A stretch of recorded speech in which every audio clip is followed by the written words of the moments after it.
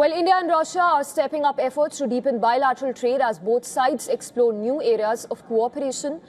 The two nations have announced dedicated pacts on mobility, health and energy segments. Prime Minister Narendra Modi even laid out the economic cooperation plan till 2030, which includes multiple agreements on labour and shipbuilding.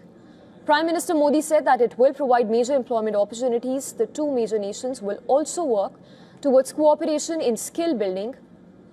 In fact, he even touched upon partnership in critical minerals as a means to balance global supply chains. This offers a much-needed counter to China's export dependence on rare earth minerals. Prime Minister Modi even announced plans for manpower mobility and easier visa access into Russia. While Vladimir Putin hailed trade ties with India, he boasted of a 12% trade turnover surge that's been seen, highlighting how partnerships in clean and nuclear energy have risen, stating that growing use of local currency during transactions has also been on the rise.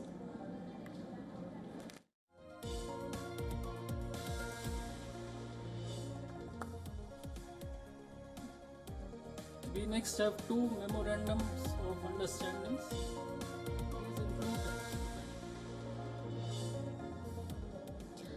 And WION's correspondent Dharamjot Kaur, who's joining us live from New Delhi. In fact, she's just outside the Bharat Mandapam. Dharamjot, we just heard a short while ago the press briefing. Once again, if you can run us through the key takeaways from the joint press briefing by both the leaders.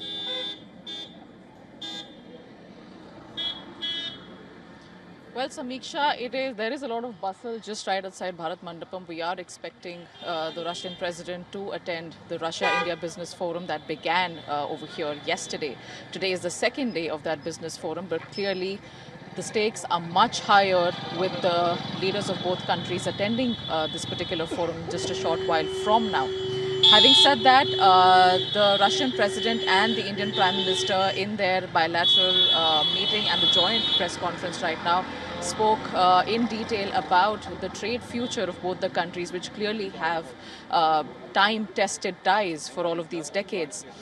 We did hear President Putin talk about how both countries have been gradually moving towards, in terms of trade, establishing sale and purchase and bilateral trade through national currency. That is something that has been a very important part of India-Russia trade ties and trade investment.